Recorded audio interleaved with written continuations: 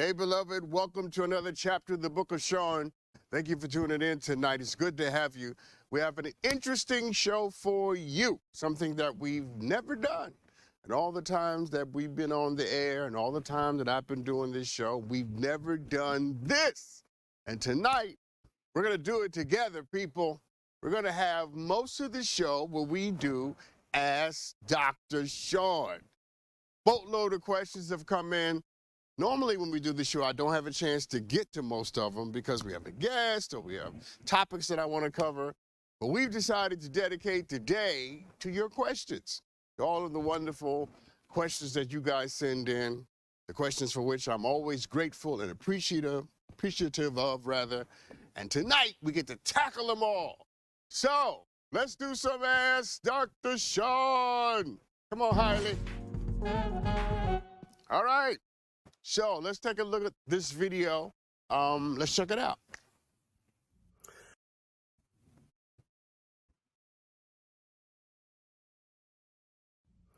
Hello, Dr. Swan. My name is Sherwin from Silver Spring, Maryland, and I have a question. What do you think are some good tips when dating online? Interesting question. Good question, too, because I wish more people would ask this question, because there are a lot of people who are dating online, who meet each other online. And so online is kind of how people are finding each other. And your question is important because I think a lot of people who start dating online tend to create assumptions about the relationship that can't be true until you actually take it offline. So my first answer to this interesting and good question is, as soon as you can take your relationship analog, that is to say offline and in person, where you're actually seeing each other, whether that's live in the same room or via FaceTime, the better. Because the longer you continue to be a name that pops up on an app or a phone or a photo that pops up, or as long as the other person continues to be that, then the relationship is real at a certain level and obviously not real at a certain level. And when things are not as real as they need to be, we start to fill in the blanks with our own expectations, with our own pain, our own trauma, a lot of things. So my best advice would be, as soon as you can possibly make real connection, make real connection. Because connecting through this, as far as I'm concerned, is not real connection. So I know people who are in relationships with people and they only text each other. They never talk on the phone. They don't FaceTime. They just text. Now, I don't know how that can be fulfilling. I'm just saying, where I come from, how I'm built, not fulfilling at all. At a certain point, I want to hear your voice. I want to see your face. And I think that if you're in a relationship with someone, you deserve certain things. You deserve intimacy. You deserve closeness. You deserve to be able to behold the beauty of the one that you're loving, and you deserve to be beheld, to be seen, and to know that the person is actually into you. Because as long as somebody is only in your phone, then you never really quite know if they're into you, if they really like your personality. If you're just texting on an app or, you know what I'm saying? You don't know because you've never actually been in the same room. You haven't spent 5 minutes together. You don't know how each other moves around in the world, or let alone the house. And I think people who just persist in online situations are normally people who want relationships but are afraid to actually be in one. So an online situation becomes a convenient proxy. My advice to everybody, as soon as you possibly can, make real connection. And not the least of which, because you don't know if somebody's catfishing you. Juan. You don't know if people are catfishing you. You need to know. All right? So don't take this online thing too far, to the degree that you're building a whole relationship with someone and you've never actually heard their voice, you've never actually seen their face. Big problem, big red flags. And let me just say that this is my last part of this. Anybody who really wants to be with you Anybody who's serious about loving you should want to be in your presence one way or another. And you can tell the intensity of the interest by whether or not they're willing to manifest and be in your presence in a real and tangible way. Anybody's not interested in actually being in your space may not be worthy of being in your life. Even if you do, keep them in your phone. All right, I think we got another video. Let's take a look at this one. Hey, Dr. Sean, I'm Danya, and I could really use your advice. So a few years ago, I told myself that I would no longer settle for less. And now recently, I found my dream job. I'm so excited about it, but unfortunately, it doesn't pay as much as I would like it to. So I'm wondering, do I take this dream job, or do I go find another job that's going to pay me more money? Great question. Let me begin by saying this. Every dream has a price. No dream is going to be born in your life for free, or without sacrifice, or without you having to give up something. In order to have something sacred, something precious must be sacrificed. I believe that. I've lived that. I think that's how the world works. So if this is your dream job, it does not surprise me that it comes with a price. And in this case, less money. In fact, if your dream job came without you having to make a sacrifice, I would question whether or not the dream was worthy. Because when something is worthy, it always comes with a demand for you to have to make a decision. So you prayed for something to enter into your life, and then it came into your life, but it came with a price tag. And so you got what you wanted, but then life wants to make sure that it's really what you desire. So the dream job comes without the money that you were hoping it would come with. Now you got to make a choice. Is this really the dream? And this might be a wonderful opportunity for you to rediscover whether or not you really want to do this. You follow what I'm saying? And that's not a bad thing. That's a blessing. It is a blessing to have an opportunity where you can change your mind, or to have an opportunity when you can affirm the fact that you actually want to do this. Money be damned. Moving to another city be damned. You don't care what it costs you. See, that's the only way you know that this is the thing that you most desire to do.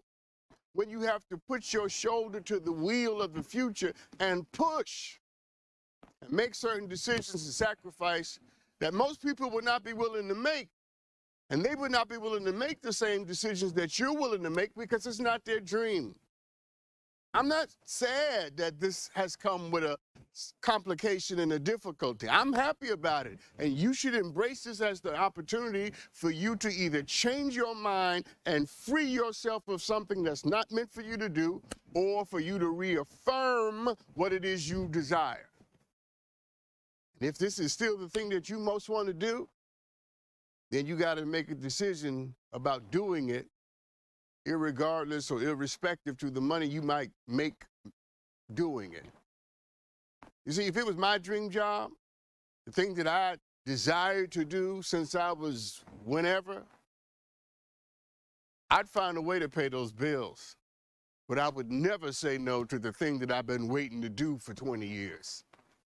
Because even if you only do it for a little while, imagine for a moment getting to the end of your life and knowing you had a chance to do this, and you didn't do it because of money. You didn't do it because you were not willing to live with the insecurity of not knowing how every financial detail was going to be handled. I don't want you, my sister, to get to the end of your life and not have the opportunity to look back on your life and say, you know what, I did it. Even if I only did it for a month or for 6 months or a year, I did it. I did it, I tried it, I conquered it, or even if I failed, but I did it. I want you to have that privilege. And I want you to deny yourself the opportunity to be able to look yourself in the mirror and love what you. Yeah, I think that's important. I really do. So good luck with that. If you're confused about my advice is to take the job. Find creative ways to make the money you need, but don't let the dream pass you by. Because you'll wake up one morning and be 40 or 50, and dreaming won't be allowed. You just got to pay bills. All right. Someone emailed me this question. My wife is a control freak. My family and friends don't want to be around her because of her controlling nature and because she's rude. How do I tell her that her behavior turns people off? Yeah, this is one of those questions where you have to tell someone a hard truth, but you're not telling it to an enemy. You're telling it to someone you care about. And sometimes when what you have to say is offensive, it's all about how you say it. It's all about the tone and the setting. It's all about how you frame what it is that needs to be said and what it is that needs to be heard. So here's how you do it. You sit down with your wife and you sit close. You lean in and you tell her, listen, honey, I know that your life has been no crystal stair, and you've had ups and downs like everybody else. You have your positive aspects and you have your negative aspects. And I know how in your heart you really want to be a certain person. And I know in your heart you imagine yourself to be living out what you want to be. But the reality is that's not how you're coming across. You're coming across as someone who is controlling, who is rude, and you're coming across as someone who's pushing people away.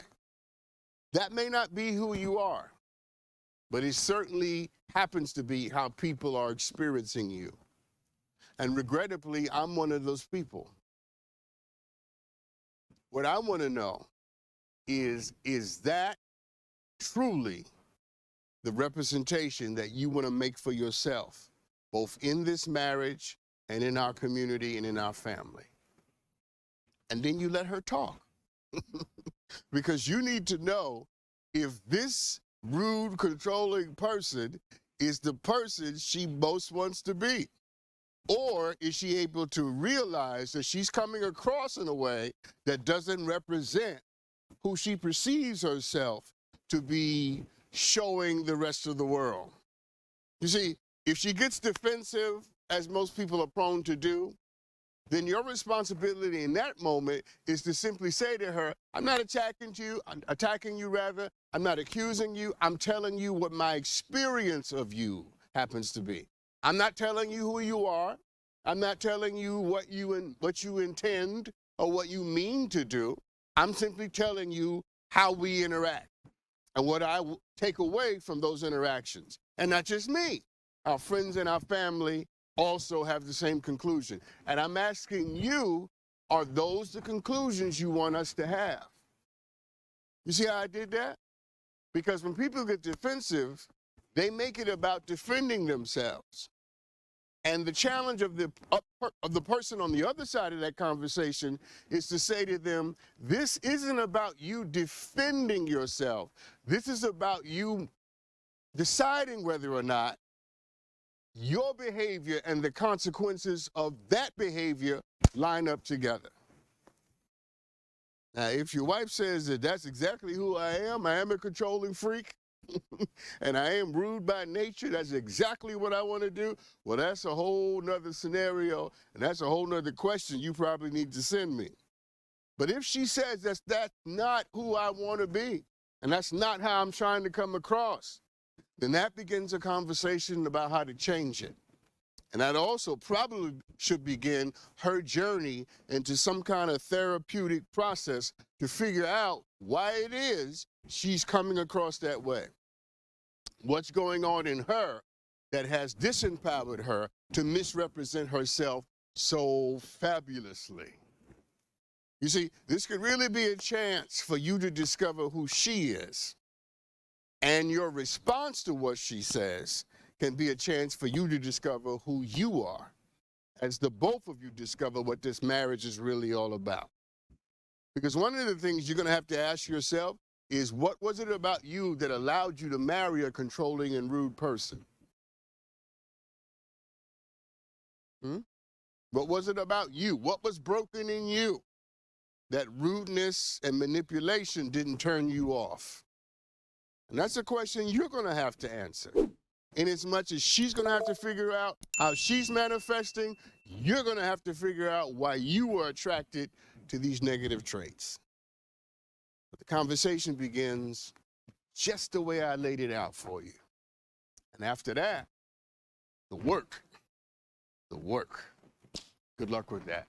All right, everybody, we're going to take a break. When we come back, we got some more Ask Dr. Sean.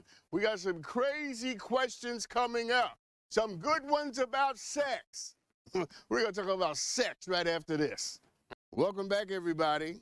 So, we've been doing Ask Dr. Sean today because this is the day we decided to just dump the mailbag, look at all the videos, and try to work our way through all the great questions you guys get to ask.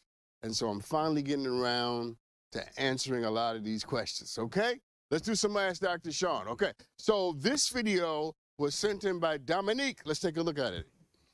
Hey, Dr. Sean, I'm Dominique, and I have a friend whose boss keeps making passes at her, and it makes her uncomfortable, but she thinks that if she flirts back with him, that it might help her move up in the company faster. And I'm trying to tell her, you know, that it's a slippery slope, and she probably wants to go ahead and file a complaint, you know, and she's not really hearing me out on this. And I was just wondering if you have any tips for her. And she's married. Yeah, I forgot to add that part. She's actually married, so please help. Wow, okay. First let me say that, do you know how many women under the misnomer that acquiescing to sexual innuendos or flirting, that they would somehow climb the corporate ladder? You know how many women ultimately fell down professionally and broke their professional necks, metaphorically? Because that's never how it ends. And if it does go that way for a little while, it still never ends the way you hope. Because quite frankly, let's just be clear, you can't buy your way to the top. You really can't. And you can't sleep your way to the top or flirt your way to the top. Either you are gifted and you belong there, which means you'll stay there, or you're not. Or you're not. Your friend is absolutely being, what's the word for this? Not assaulted. Is this sexual assault? I don't know if it's sexual assault, but she's definitely being compromised. She's being asked to compromise who she is and her professional standards. And somewhere along the line, I don't know her past, because you didn't tell me much about her, but somewhere in her journey, it became okay for her to associate success with the lack of self-respect. Now, she's married, as you just mentioned, which makes this a whole nother reality.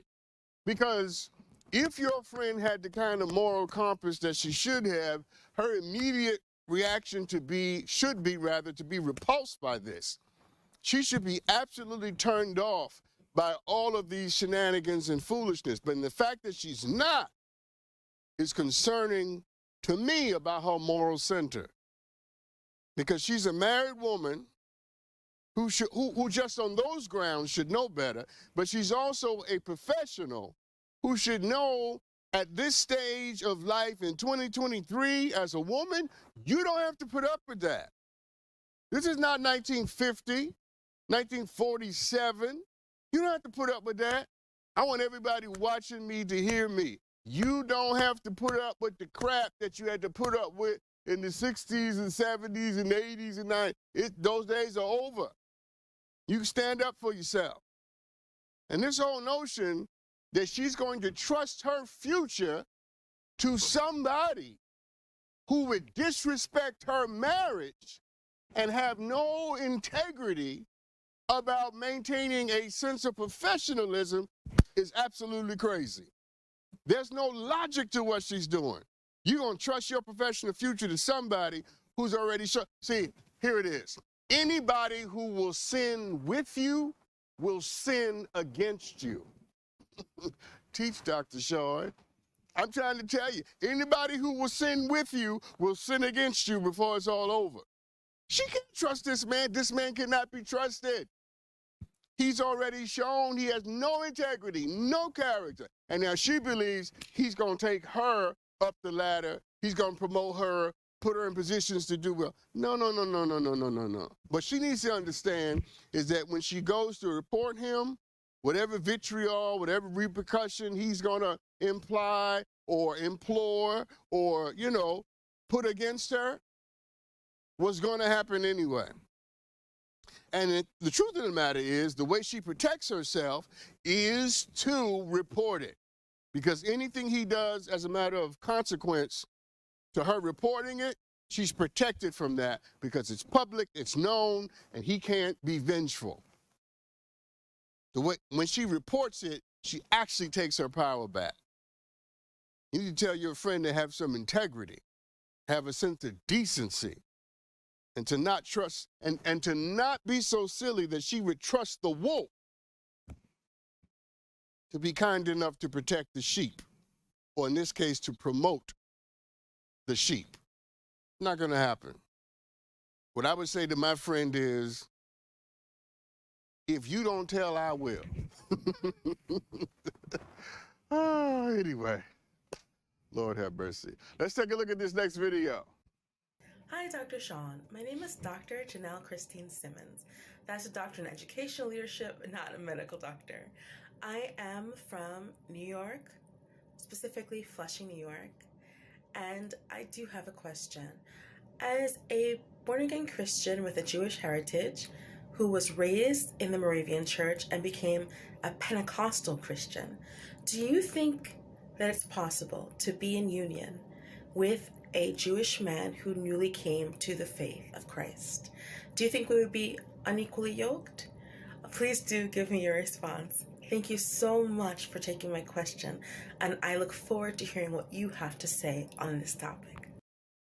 First of all, that's a lot of religion, okay? We got Jewish background, Moravian rather, Pentecostalism. That's a lot of religion, okay? I'm all for it. I'm a church boy, so I'm all for it. But I'm going to give you an answer you're probably not going to like since you're Pentecostal now. And most Pentecostals don't like a lot of my answers. And I'm okay with that. See, I don't think you should base your relationship or your marriage on somebody's religion.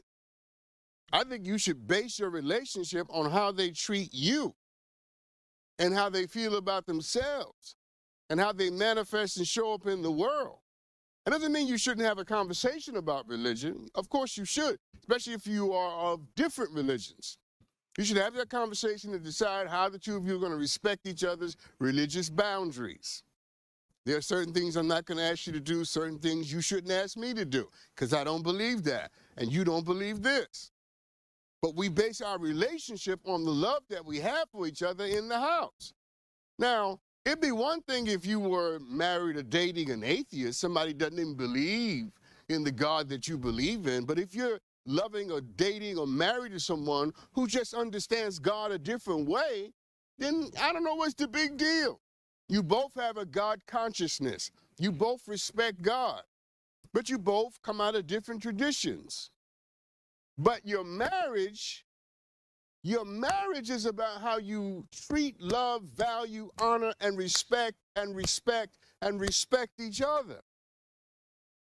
There are a lot of people watching right now who are all about, I couldn't date nobody who ain't saved. And if you ain't saved and loving Jesus, I can't be with you. And then you go out and find somebody who is saved and loves Jesus, but they don't have any empathy. And they don't really care about your feelings. Or you're not compatible in other ways. You see, just being saved and loving the same God the same way is not enough. Which makes me say it really shouldn't be, at least for me, isn't a reason for me to accept or reject anybody. You can love Jesus and still be a liar. You cannot love Jesus and still be a good person. You can love Jesus and still be somebody who's decadent and malevolent and resentful. You cannot love Jesus and be compassionate and be sensitive and attentive. How about we just judge the person in front of us by what they bring to the table, how they treat us, what they say, how they interact with us, and stop loading it up with all this religious whatever. But the interesting part of your question is that you said that he has converted and become a new believer. So I really don't understand the problem. This is part of my problem with Pentecostals, to be honest with you, of which I am one, so I get to talk about us.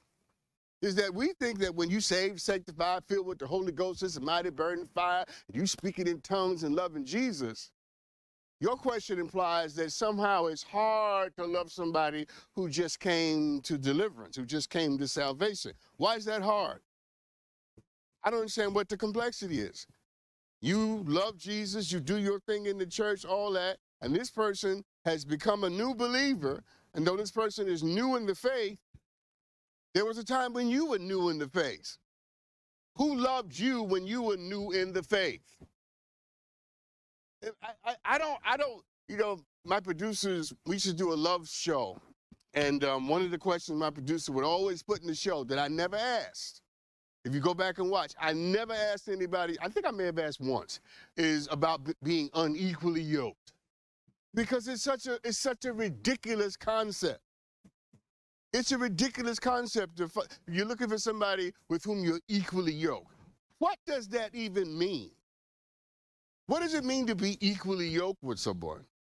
That we're equal on all levels? Who is that person? Who is the person with whom you're equal on all levels? There are inequities in every relationship. And even if two people go to the same church at the same time and listen to the same sermon, they're both walking away with different interpretations. So aren't there inequities in that? What does it mean to be equally yoked? To be yoked with someone heading in, first of all, and I said this before, I don't want to be yoked anywhere. I'm not an oxen.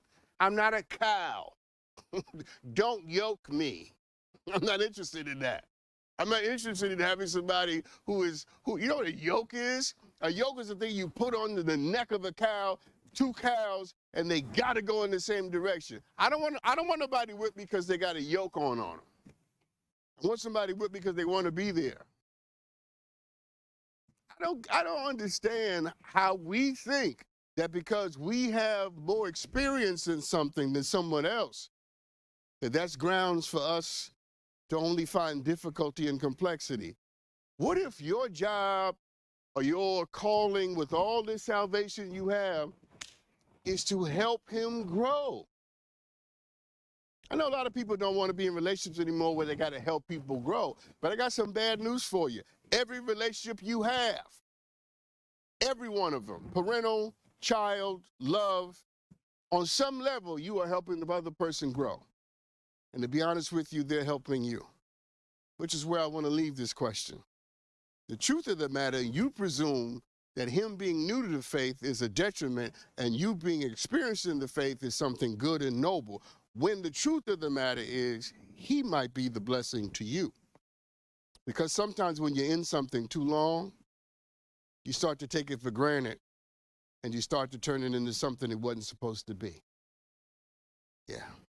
All right. I got some more Ask Dr. Sean for you. I'm going to do aha moment after this because when we come back, I got some things that are connecting these questions that I want to share with you. We'll do an aha moment, and I promise you we're going to talk about sex. We'll be right back. Hey, everybody. So let's do an aha moment right now. That last question in particular sort of brings to mind and brings to bear, quite honestly, what all of the questions we've dealt with so far kind of revolve around and are strung together with.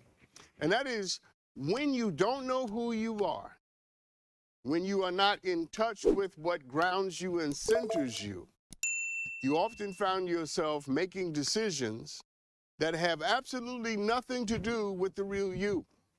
Whether it's religion that we hide in, or our jobs that we hide in, or whatever it is.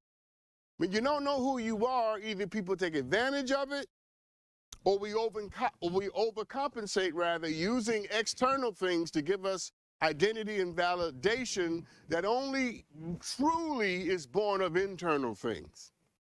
You say, Dr. Sean, what does it mean to know who I am? To know who you are simply means that you know what you stand on, what principles you believe and want to manifest, that you know your story, your real story, not the story you tell people when you want them to think well of you, but the real story, the one that has you climbing up from the mud in the valley and the gutter. And you are in touch with the truth of that story and the principles of that story and the wisdom of that story. You see, you don't have to know what city you were born in. You don't have to know who your parents were, and you can still know who you are, as long as you pull from that journey the things that you were supposed to learn. And all the questions we've dealt with so far are people who are moving away from what Faulkner called the center that must hold. Yeah. Here's your aha moment. Remember who you are. And when you have to make hard decisions, make those decisions based upon what you believe and what you stand for and what you've had to survive. Then you won't have to write me. Speaking of writing me, let's do some more Ask Dr. Sean. Someone DM me this question. Here it is, people. The sex. My husband wants to have sex all the time. I have a career. I take care of our 3 children. I run our household.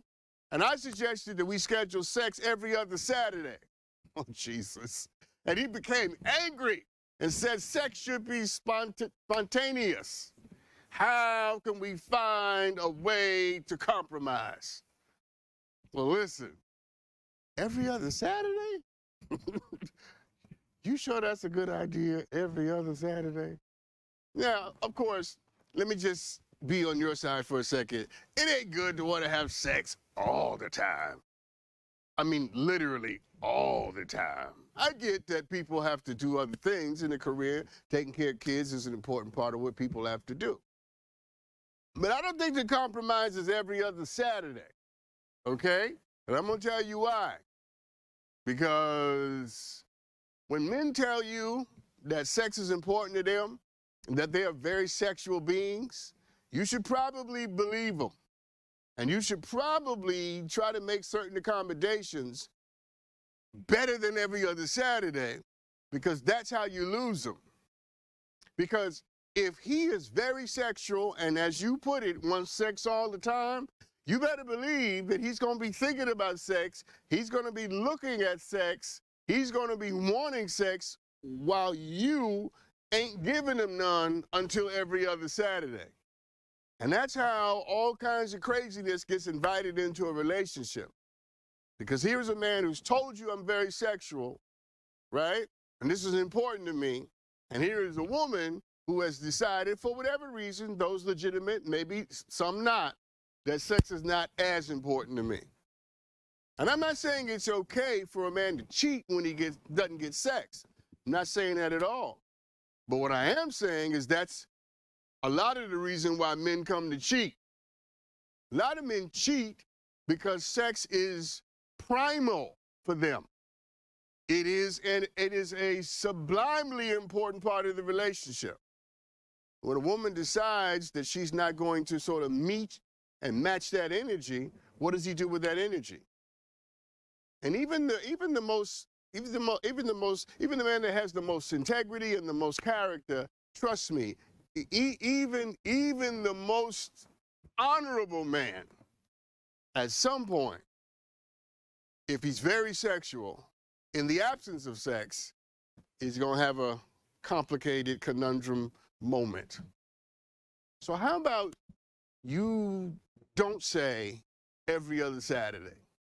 How about you find a better compromise that's closer to what will both allow him to remain a part of this marriage with integrity, but also doesn't deny you of the truth that you have other things that you think are more important than sex? What about every Saturday? Can we do that? Every Saturday?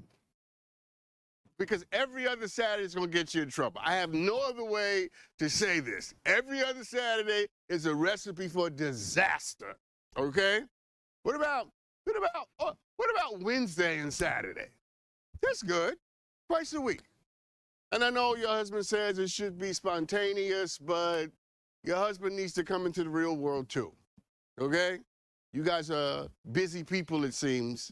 And it would be great if sex was spontaneous and, you know, all of that. But you two don't seem to be that kind of couple who can do that. How about both of you acknowledge and accept the truth of who you are and the busyness rather of your lives and say, you know, how about we try to make a commitment to make each other happy at least twice a week or once a week. But every other Saturday, please don't do that. Don't tell him that, because the moment he hears that, his mind is immediately going to say, you know what? This ain't going to work. She doesn't care about what I care about. And he is going to be, from that conversation forward, in a fight. Not with you, but with himself and all those other people out there who will have sex with him whenever he wants it. Doesn't make it right. No, doesn't make it right. But it is real. So, you guys work that out. I think you'll be all right if you just bend a little. And maybe you should spend some time thinking about why you don't want pleasure more. Maybe you should talk to somebody about that, because you deserve pleasure too. Because you do have a career and you are taking care of these kids. So pleasure should be something that, quite frankly, you demand. In fact, considering the fact that you're doing all this stuff, you should be the one asking for more sex. Because I'm hoping you equate sex with pleasure and not with work. Because that would be a whole nother answer to a whole nother question. Good luck on that. Y'all will be all right. But not every other Saturday. All right, everybody, let's take a break. We'll be right back with more sex questions. Welcome back, everybody. Woo! That last question was something, right? One of the producers here had an interesting answer that I didn't think of, and she said that, because the question was, my husband wants to have sex all the time. I want to schedule sex every other Saturday. What's the compromise? And the husband believes that sex should be spontaneous and not planned. So one of the people here said that she could plan it and just not tell him what the plan is. So to him, it is, you know, random. That's pretty good. Anyway, let's do some more Ask Dr. Sean. I got a video. Let's take a look at it. Hi, Dr. Sean. My name is Alyssa from Montreal, Canada, and I have a question for you today. What do you believe are some good tips for couples who are trying to invite other people into the bedroom, if you know what I mean? Told you we was going to talk about sex. So tips for inviting other people in the bedroom. So I'm assuming this is tips for having threesomes and foursomes and open relationships. I don't know if I have tips for this. I don't know. My only tip would be to be honest. And to be honest about what you want from people and what you're expecting. I think honesty is the only tip that I have for you. Because you don't want to bring people in under false pretenses. You want people to know exactly what's going on here. And let them make an intelligent adult decision as to whether or not they want to be a part of it. You know what I'm saying? And I happen to think that sex is better when people actually want to be having it. It's just better when everybody wants to be there. I think honesty is the way you do it. But let me challenge you a little bit, okay? Because I love you. I'm going to challenge you. That's what love does. Before you start inviting other people in your bedroom and other people into your situation, marriage, whatever it is, romantic situation, make sure the two of you are stable and strong enough and ready for what you're trying to do. Because a lot of people think that they're ready to have somebody else in the middle, only to discover that they're not as ready as they thought. Because people can tell you all day long, well, you know, I won't have feelings and I'm no feelings and no and then watch them have feelings. when you wrapped up with somebody else. And you know what I mean by wrapped up with somebody else. You better make sure that your relationship is strong enough to withstand the demands of what it is you're trying to make it comply with. Because I promise you, you've not had enough conversations about this. You say, well, we're both polyamorous people, right? We're both, poly people. Got it. But you don't think that even poly people at some point have a moment where they got to work through the feelings? You guys need to have a conversation about what happens if this happens? What happens if that happens? Make sure that you've really thought your way through it so that you don't run to the sweetness like a honeybee at the door of the honey hive thinking only of the sweetness. Because there's not all sweetness when it comes to threesomes and polyamorous situations. They can be very complicated. And here's my last point on this. I'm not questioning that you know who you are. I'm not questioning that you know what you want. I'm asking you to ask yourself again, is this really what you want? Because if it's really what you want, then great. But if it's not really what you want, then this is an opportunity for you to pull back and to make a different decision before you get too deep into something that's going to be very complicated to get out. Again, I'm not questioning if you know who you are. I'm not questioning if you know what you want. I'm asking you to do what I would ask anybody to do before they made a big decision. Make sure, one more time, what you want. So good luck with that. But other than honesty, I have no idea how you get somebody else in the relationship, because I don't want nobody else in my relationship. And I tend not to give advice that I'm not prepared to live myself. All right, let's take a look at this video sent in by Brendan. Hey, Dr. Sean. I'm Brendan Lamar from Houston, Texas, and I need some advice. This past Sunday, I went to church, and my pastor called me up to sing a song. I got up, sung my song, and sat right back down. I was definitely feeling some type of way. So after church, I went up to him and I said, hey, Past, next time, give me a heads up before you call me up to sing a song. He had the nerve to tell me, I listen to God, I don't listen to man. Although I know where he's coming from, it definitely made me feel some type of way. So now I'm ready to leave the church. Should I have a conversation with him first, or should I just leave? Well, if this incident is the only reason you're thinking about leaving the church, and there's nothing else involved, nothing else associated with the feeling of wanting to leave, and I would say don't let offense drive you away from something that obviously adds to your life. You see, we are offended very easily in this culture. And we allow offense to make decisions for us when we should be making those decisions based upon greater things that we believe and stand for. If you run every time somebody offends you, you'll be running for the rest of your life. And you'll be running from most of the important people in your life. Your parents, your kids, your grandparents, your friends. People offend you. People will offend you and not even know that they've done it because they didn't mean to do it. See, offense is something we're going to have to learn to understand differently in this culture, that you can be a good person and still say something offensive. And the question becomes, if in the presence of the offensive statement, do I throw the whole relationship away? I'm trying to convince you not to do that. I'm trying to convince you to do something better, something harder, because running is easy. I'm trying to convince you to go to that man and have a conversation and say, listen, I don't appreciate you calling me up to sing with not knowing I'm going to sing, and I don't appreciate you telling me that you listen to God and not man. Because the next time you ask me to sing and not let me know that I'm going to sing, I'm going to sit there and look at you. Because I listen to God just like you. And you keep going to church. Ooh, anyway. All right, I got to go. When we come back, we're going to do some Here's What Doesn't Make Sense right after this. Welcome back, everybody. Let's do some Here's What Doesn't Make Sense. This has to be one of the most ridiculous stories that I've heard in a long time. This week, lawmakers in Missouri and the House of Representatives and the State House there adopted a strict dress code for women. Missouri lawmakers in the state House of Representatives, as part of a new rules package, decided to require women to cover their shoulders by wearing jackets or a blazer or a cardigan.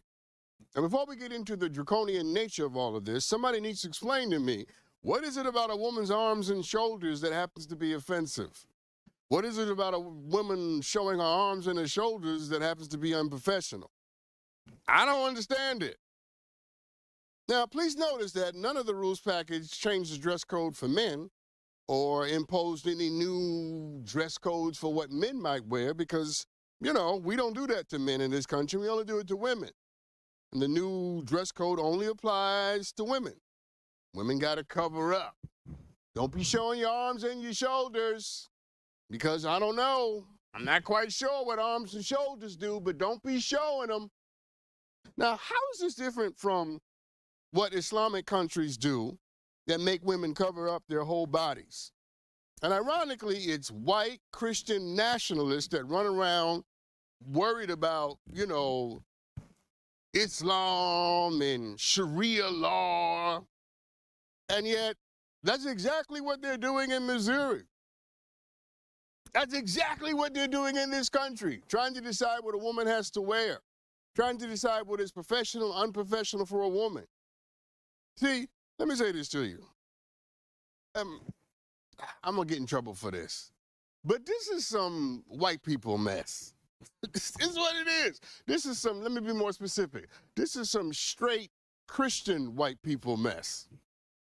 Where you're concerned about a woman showing her arms and her shoulders? Come on now. Don't we have better things to be legislating and thinking about when we're in the State House? Other than, you know, looking at Susan's arms and what those arms are doing to me?